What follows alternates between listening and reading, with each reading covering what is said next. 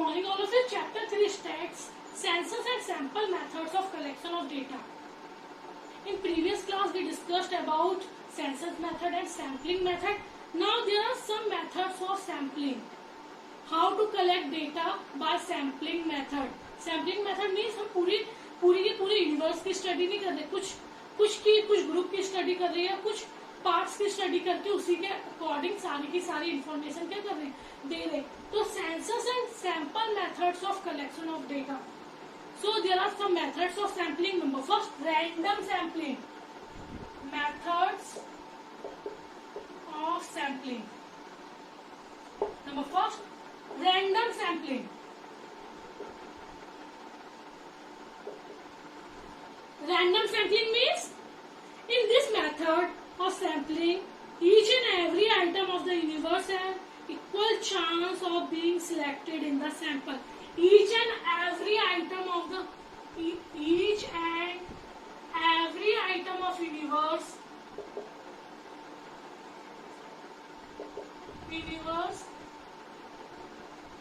has fair chance to select in sampling. मतलब हर इंसान को एक चांस मिलता है, या हर यूनिवर्स में. ये नहीं कि हमें एक ग्रुप सिलेक्ट करना है, मतलब सबको चांस मिलता है. 100 लोग हैं, 100 लोगों को चांस मिला.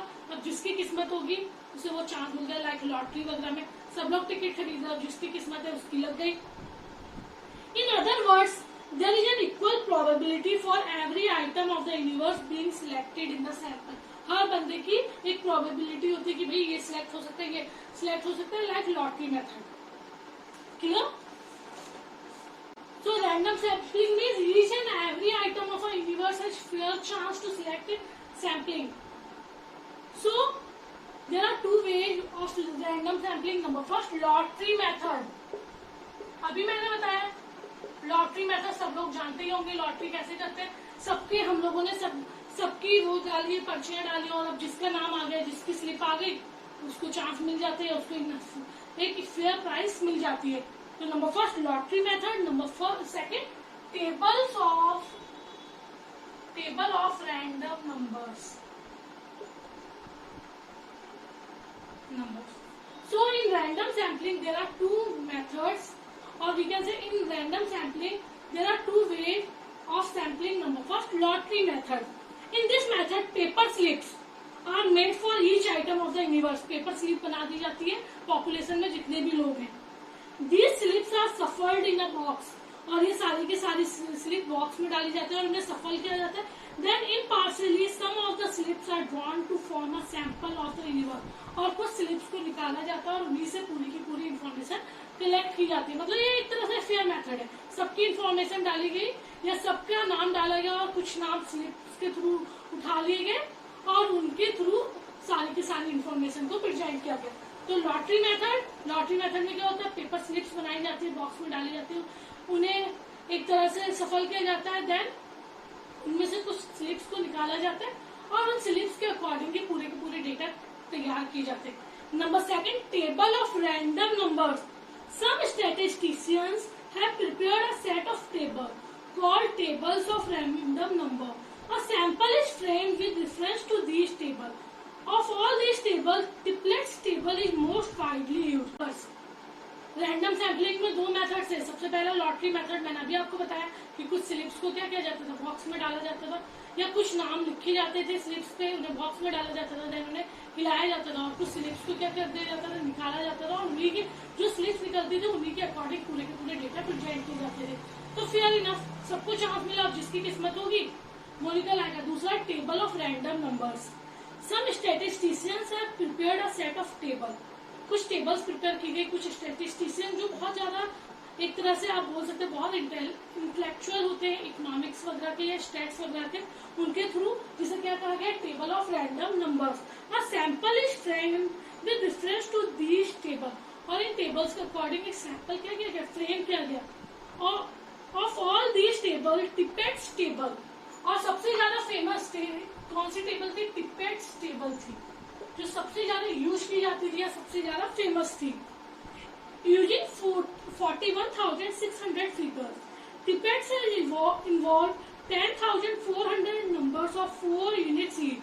Suppose 41,600 क्या है, 41,600 एक टेबल में फिगर्स है, तो टिपेट्स क्या करेगा, 10,400 4 यूनिट्स बनाएगा, जिसमें कितने कितने नंबर होंगे, 10,400. मतलब जब इनका टोटल करेगा 4 यूनिट्स का 10,400 और 10,400, तो जब इनका टोटल करेंगे तो 41,600, मतलब पूरे के पूरे फिगर्स को क्या कर ले रहा है. For the use of this method, all items of the universe are first arranged in an order. सबसे पहले सारे आइटम्स को क्या किया जाता था, अरेंज किया जाता था.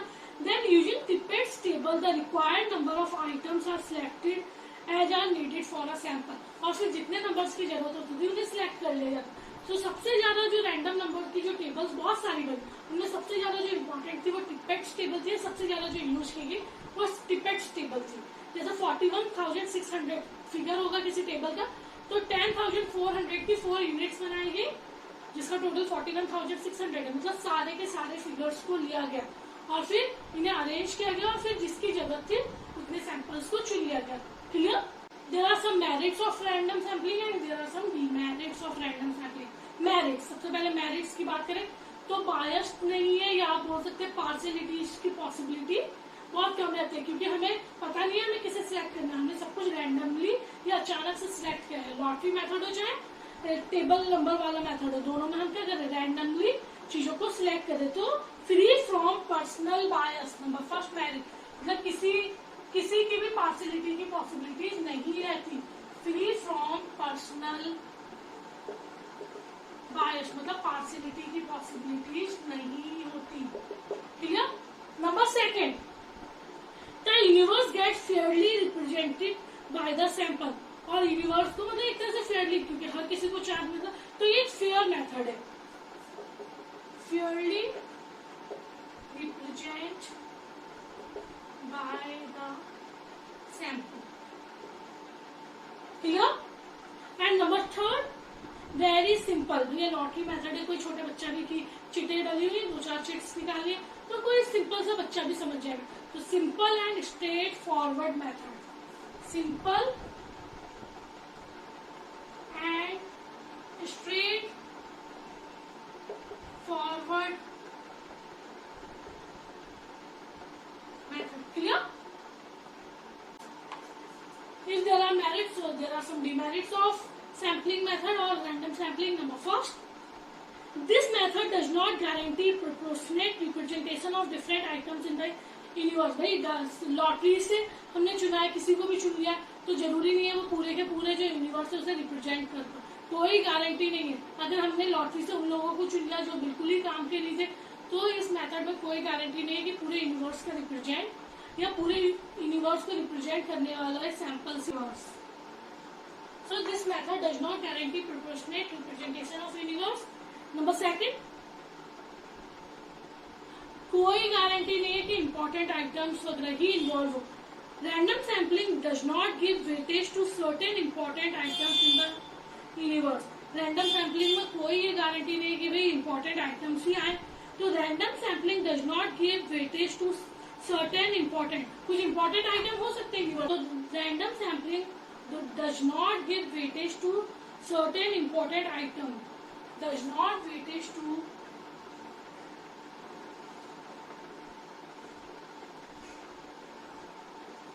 certain important items of the universe. So there are 3 merits and 2 demerits of random sampling. Merits: free from personal bias. Number second, fairly, or we can say fair chance to everyone. And number third, straight and simple method. Demerits: does not guarantee proportionate representation of universe. जरूरी नहीं है जिन चीजों को हमने select किया वो पूरे के पूरे यूनिवर्स को रिप्रेजेंट कर दो. Does not weightage to certain important items in the, कुछ यूनिवर्स में आइटम बहुत इंपॉर्टेंट होते हैं, तो जरूरी नहीं है. मतलब एक तरह से जब फेयर चांस सबको मिल रहा है तो जो इम्पोर्टेंट आइटम्स है उनकी जो इम्पोर्टेंस है वो कहीं ना कहीं खो जाती है. Clear all of you? Thank you.